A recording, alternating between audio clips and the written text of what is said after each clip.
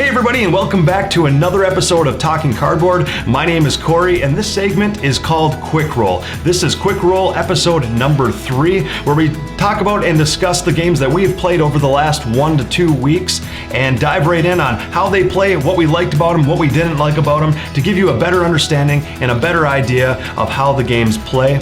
Let's get right to it.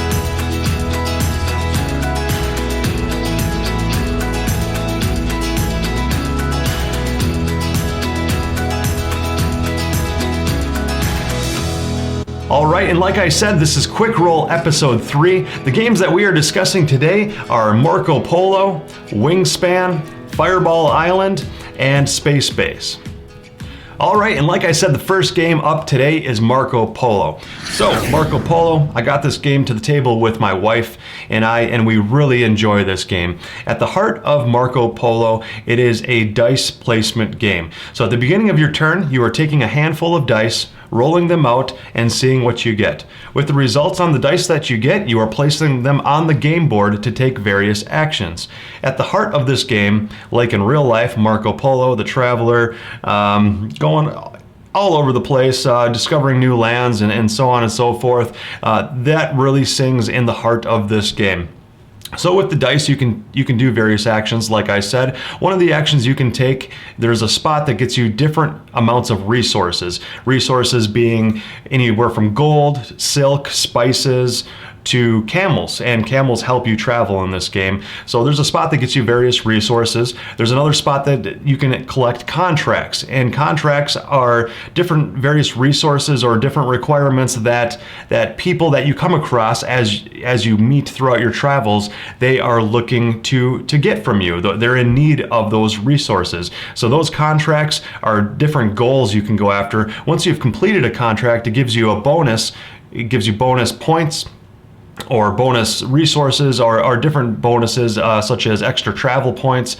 That's very powerful in the game as well. Once the contract is completed, it goes into your completed contracts pile, and then you can collect more contracts throughout the game to go after those goals as well. Like I said too, traveling is a big part of this game. So another one of the spots that you can place your dice in this game is the travel location.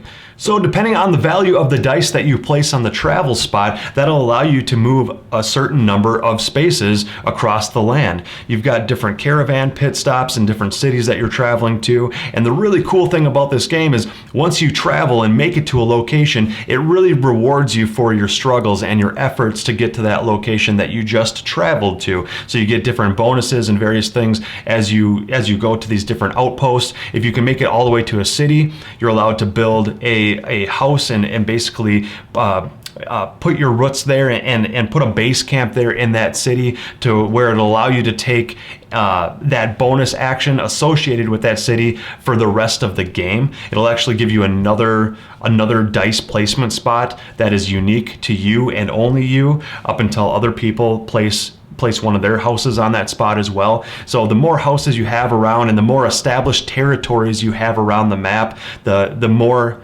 action spots you are giving yourself, and so on and so forth with your opponents as well. That is a part of a lot of the fun in the game. So like I said, there's a bunch of different things going on in this game. It's very light and simple. The rounds are very quick. The game doesn't seem to last very long. It definitely does not overstay its welcome. So this is a nice medium weight dice placement game that has a lot of different points to go after and a lot of different actions and a lot of different fun to be had. And it's variable too. Another awesome thing about this game is that each player at the beginning of the game is given a person or a traveler that they are that has an extremely powerful action that is unique to you and only you. So it's a game-breaking special ability that nobody else has. But your opponents also have the same game-breaking, well, not the same, but a different game-breaking special ability that they're allowed to utilize that you don't have. Anywhere from at the beginning of your turn, you might be able to place the dice to any sides you want. So you don't even have to roll the dice and play the odds and your luck at that.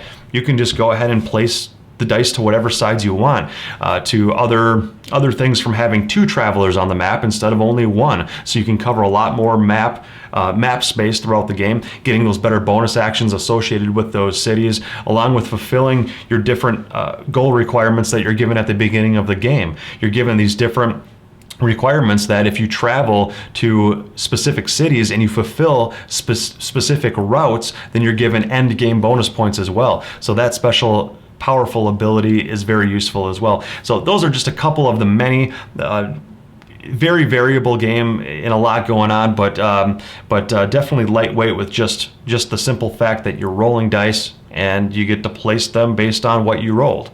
So that is Marco Polo. And the next game I got to the table over the last couple of weeks is a new game in Wingspan. So in Wingspan, it is a very, very cool, very beautiful game. Everything from the artwork to the production value. It's got these cool little components all over the place, every which way you look. It's got cool, realistic looking eggs. It almost looks like those hard candy shelled chocolate eggs that you can buy in the store. And it's got an awesome dice tower, which is a bird feeder, and just a beautiful artwork on the cards. Each card is so unique in this game too. So at the heart of this game, you are given an initial starting hand of bird cards with different sizes, like wingspans, different amount of eggs that they can hold. It has stats of which kind of nest they build, and there's different bonus cards too based on the name of the bird as well. If it's named after a city or a state or a country, there's different bonuses associated with that. So there's a lot of different stats on these bird cards, along with a requirement of what kind of food the bird eats, and that is essentially, if you can feed the bird or attract the bird with the food that it likes, it'll actually come to your player board and make home on your player board. That is essentially how you start your engine. So like I said, at the heart of this game, you're starting with a hand of bird cards, and you're looking to place those bird cards on your own player board to start an engine and to get an engine rolling and trigger specific actions. To step aside for a moment on just placing the bird cards on your own specific player board, let's just get into the 4 different actions that you can do. So this game is a medium, not quite a heavy game, maybe on the medium to heavy side for strategic ability and gameplay, but at its core, you only have 4 decisions to make. And that's listed on the left-hand side of your player board. So you are given a handful of action cubes that you can use on your turn. You only can use 1 action cube per turn, and then it passes to the player to your left, and then when it comes back around to you, you can use another action cube to do a different action. Out of those 4 actions, it's very simple. The top action is you can place a cube there to play a bird card. So if you have the required amount of food that is necessary to feed the bird, you can spend that food to the bank to place a bird on one of the locations on your board. You've got a forest location, a dry land or plains location, or a wetland location. So you've got 3 different locations. The next action you can do is actually associated with the forest location, which is gain more food. So in that action, you can place a cube there to gain more food, as it stated. It's very simple. The more bird cards that you've actually played to that row in the forest, the better actions you get out of gaining more food. So the more and more food you can gain, the more birds that you place in that spot. This game is all about balancing the amount of birds that you place on various locations and when you place them. It's very much a timing game and a balance game with your engine to better extract the most you can out of each and every location. So moving down to the next location, which is the plains location or the drylands location, that is how you lay eggs. So laying eggs is very important. As you play more and more bird cards in each row, they actually require you to spend eggs to play that bird card alongside with the food that is associated with that bird. So eggs are very important. With any of the leftover eggs that you have that were laid on the different birds on your player board, with those eggs that are left over at the end of the game, you actually score 1 victory point per egg that is left on the board. So not only are you using eggs as another resource requirement throughout the game, but you're also trying to balance that with allowing yourself to have enough of those eggs that were not spent to get 1 victory point per egg for end game scoring. So that's very cool as well. The last spot on the board is the wetland spot, and that is how you draw more cards. That is essentially the driving engine that keeps you going from turn to turn, from round to round. And the more bird cards you play on that spot, the more cards you're allowed to draw with that action cube. You're only given a specific number of action cubes. I believe in the start of the game you have 8 actions, and as you go throughout the game you're given less and less actions over the 4 rounds. So actions hold a lot of weight with each action that you're doing. You want to maximize and get the most out of each action cube that you place on your board. So, and getting more bird cards, drawing more bird cards to your hand is a very, very serious part of the game, and one that keeps your engine going. So that is pretty much the gist of it. That is Wingspan. You are given those 4 different actions. One thing I need to touch on real quickly that I did not go over in the initial explanation is that at each one of the spots, either the forest, the plains, or the wetlands, as you trigger that action, whether it be get more food, lay eggs, or draw more cards, you're also allowed to trigger the specific actions on each of the birds that you've previously played in those rows. So if you trigger the gain more food action in the forest, let's say you've got 2 birds that are already in the forest. Well, first you gain the food that is associated with that action, and then you're allowed to, as a free additional action, it is optional, but as an additional action, you can trigger each bird from right to left. And each bird has a specific action that allows you to build that engine and get that engine going with only the use of 1 action cube. That is pretty much the entirety of the game. You are looking to balance and manipulate and squeeze the most juice that you can out of the small orange. Is bad analogy, but basically you're trying to get the most out of each action cube that you can by laying those cards and getting those additional actions. So that is Wingspan. If that sounds interesting to you, I would definitely check it out. A new one from Stonemaier Games, and one that not only the Talking Cardboard crew, but my wife has heavily enjoyed as well, and we are looking forward to getting it to the table more. All right, and the next game I got to the table over the last couple of weeks is Fireball Island, another newish game from Restoration Games, a company that is based on the premise of bringing back old games from the past and revamping them, not only with new artwork, new game boards, new components, but also new gameplay rules and mechanisms as well, to kind of enhance the experience and get it up to date with how great current board games are nowadays. They take the old game and completely revamp it to be viable and to be fun and exciting for gamers nowadays. Not only the old roll and move mechanisms and boring just for kids board games like the past. Restoration Games has done a great job, not only with Fireball Island, but with other games that they have brought out recently, with really revamping and bringing new life to these old games that are a lot of fun to play and that are real up with the times. So in Fireball Island, like I said, it's a very Restoration Games kind of brings to life a lot of these family style games. So this is definitely a family weight game.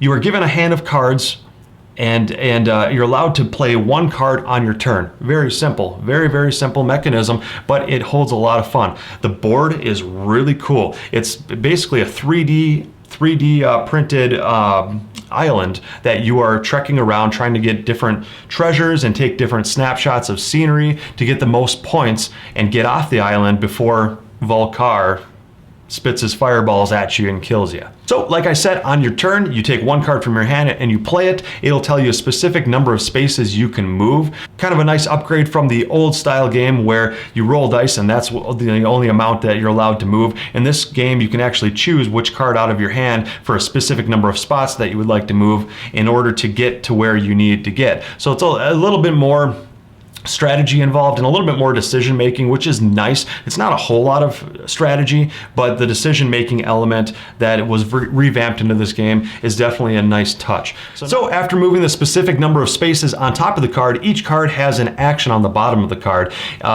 Some of the actions are really cool.